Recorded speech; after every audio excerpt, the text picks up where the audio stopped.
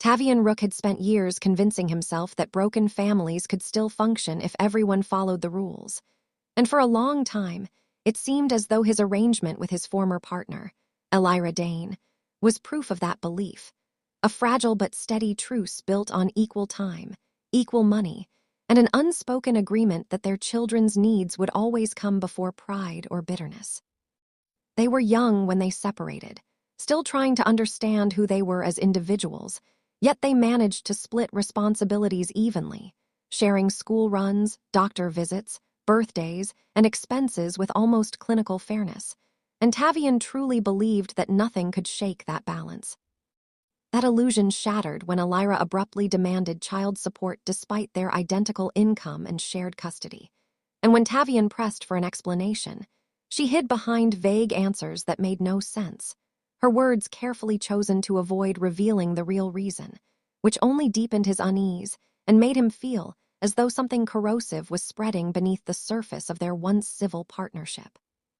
As weeks passed and the tension between them thickened into something bitter and volatile, Tavian began noticing changes in Elira's behavior, subtle at first, then impossible to ignore, as she became more secretive, more defensive, and increasingly hostile whenever he questioned her motives, treating his confusion as if it were a personal attack rather than a plea for clarity. Their children, unaware of the storm brewing between their parents, unknowingly exposed the truth when they mentioned their mother's new partner and the unfamiliar kids who now shared her home, their casual remarks opening a door Tavian had not known existed. When he confronted Elira, she finally admitted that she wanted more money so she could afford to include her boyfriend's children in outings meant for their own kids, insisting that emotional fairness among all the children justified the request. Yet Tavian felt something inside him fracture as he realized she was asking him to fund a life he had no part in creating, forcing him into a role he never agreed to play. The argument that followed burned with an intensity neither of them expected, voices rising, resentment spilling out in sharp, unforgiving words, as Elira accused Tavian of being heartless while he accused her of exploiting his sense of responsibility, both convinced the other was standing on moral high ground. Tavian made it clear that his financial obligations ended with his own children, that it was not his duty to subsidize someone else's family, no matter how much she framed it as being for the kids. And Elira's anger hardened into something cold and calculating, leaving him with a gnawing sense that she would not simply let the matter go. The fragile peace they had maintained for years disintegrated, replaced by suspicion and hostility that poisoned every exchange. And Tavian could no longer shake the feeling that this conflict was only beginning, that something far more damaging was waiting just beyond the horizon. That fear became reality when Tavian discovered that Elira had already begun withdrawing money from the savings accounts they had created for their children's future. Accounts he had painstakingly built over years of careful budgeting and sacrifice, believing they were untouchable, sacred, and meant solely to protect their kids when they were grown. The revelation hit him like a blow to the chest, leaving him reeling as he realized she had taken funds to pay for outings and gifts for children who were not his, justifying her actions by claiming some of the money was hers to use as she saw fit. The betrayal cut deeper than he ever imagined, not just because of the money, but because she had crossed a boundary he believed was unbreakable, turning something meant for security into a resource for convenience, and he felt powerless as he watched the future he had worked so hard to safeguard being slowly dismantled. Desperate to protect what remained, Tavian sought legal advice, only to learn that there was little he could do to recover what had already been taken, as Elira was legally allowed to access portions of the account, a reality that left him furious and hollow all at once. After sleepless nights filled with anxiety and worst-case scenarios, he made a decision that would forever alter their relationship, withdrawing every remaining cent and transferring it into a new account solely under his control, an account designed to ensure that not another dollar could be misused. He did not warn Elira, knowing she would drain the rest if given the chance, and when she discovered what he had done, her reaction was explosive, accusing him of cruelty, betrayal, and selfishness, claiming he was destabilizing their children's lives simply to punish her and the innocent kids she was trying to include. Tavian stood his ground, insisting that his actions were not driven by spite, but by necessity, that he had only acted because she had already proven she could not be trusted with the funds, and that their children would still receive every dollar when the time came. Yet her words lingered in his mind long after the arguments ended. He questioned himself in the quiet hours, wondering if protecting his children's future had turned him into the villain in someone else's story, even as he reminded himself that boundaries were sometimes mistaken for cruelty by those who benefited from their absence. The weight of the conflict settled heavily on his shoulders, and he realized that no matter how carefully he tried to do the right thing, someone would always accuse him of doing wrong. In another home weighed down by tension, Caldria Morn lived in a constant state of unease, her household filled with the echoes of shouting and slammed doors as her blended family struggled to coexist under one roof.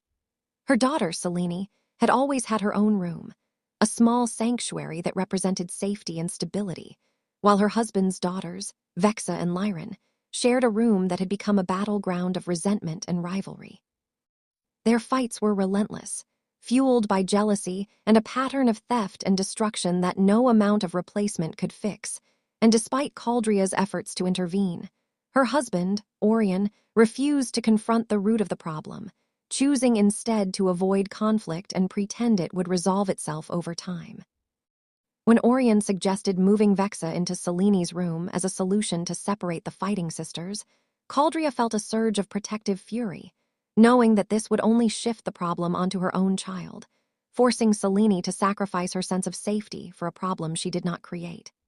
She refused, explaining that Vexa's history of stealing made the arrangement impossible, yet Orion accused her of favoritism and selfishness, claiming it was unfair for one child to have privacy while his daughters suffered. The argument escalated into a standoff that ended with Orion leaving the house, threatening not to return unless Caldria agreed, effectively abandoning his responsibilities in the hope that pressure would break her resolve. Left alone to endure the chaos, Caldria wrestled with guilt and anger, torn between keeping the peace and standing firm for her daughter, realizing that sometimes love meant refusing to compromise on boundaries that protected the innocent.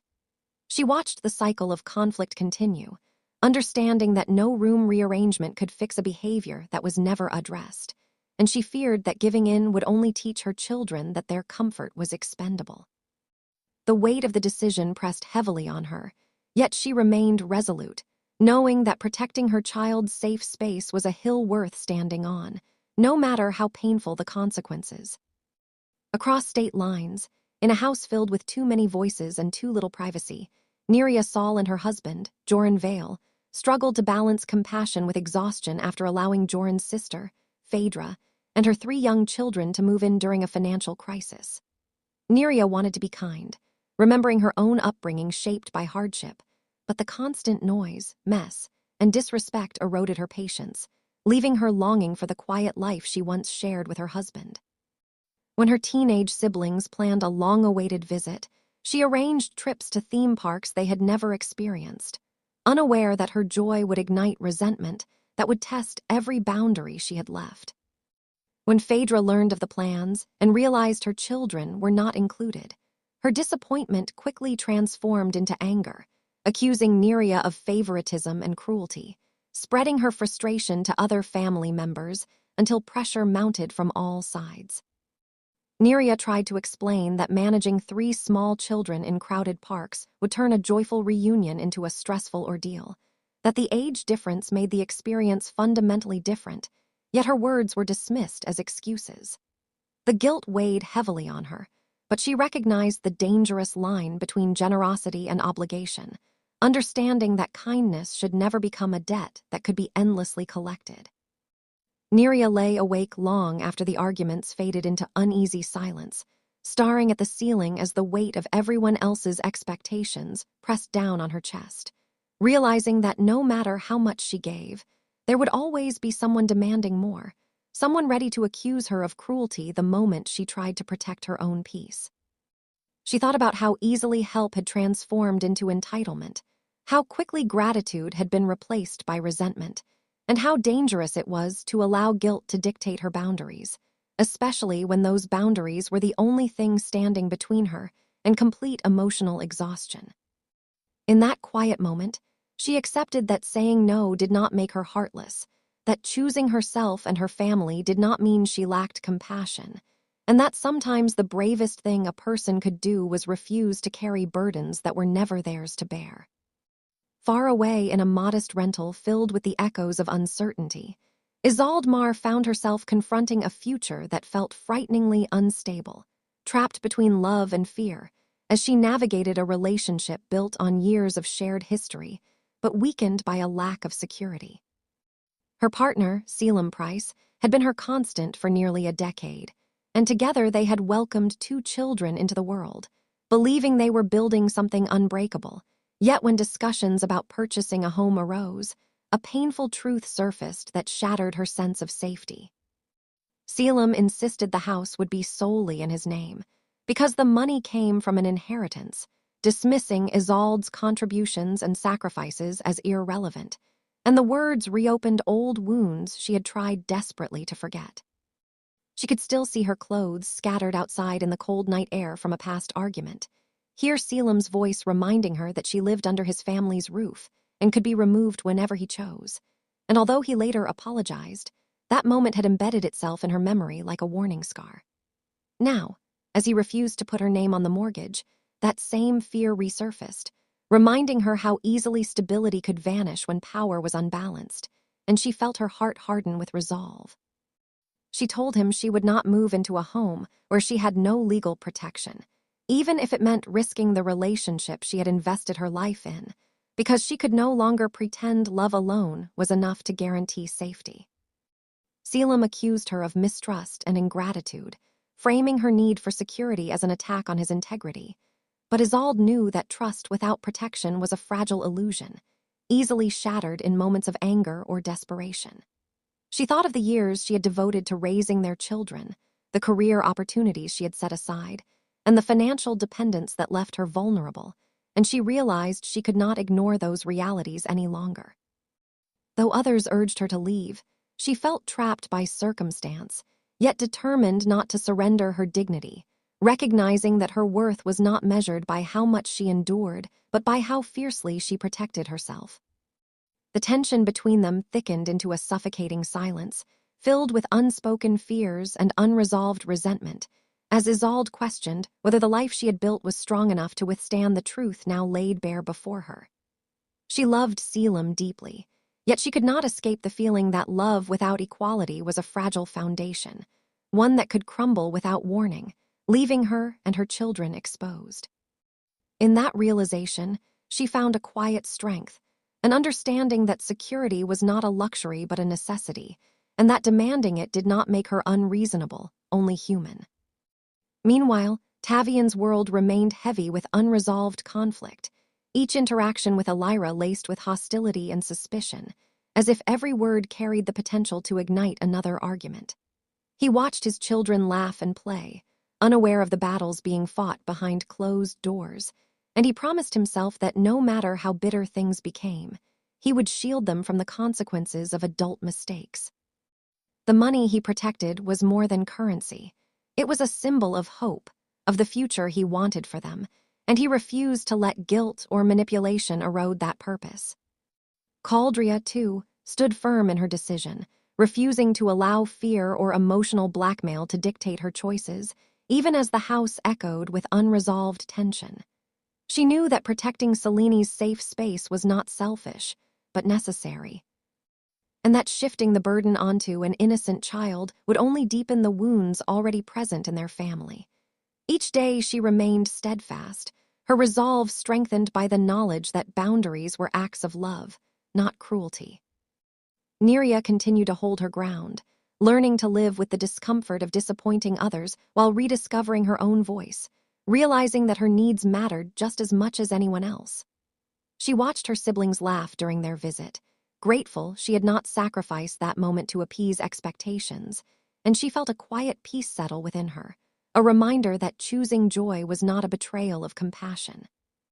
Isolde faced her future with cautious determination, knowing the road ahead would not be easy, but confident that she had taken the first step toward reclaiming her sense of self. She refused to let fear define her, choosing instead to build a life rooted in respect, security, and equality, no matter how long it took. And in their separate struggles, each of them learned the same hard truth, that standing up for oneself often comes at a cost, but surrendering your boundaries costs far more, leaving behind only regret and the haunting question of who you might have been if you had chosen differently.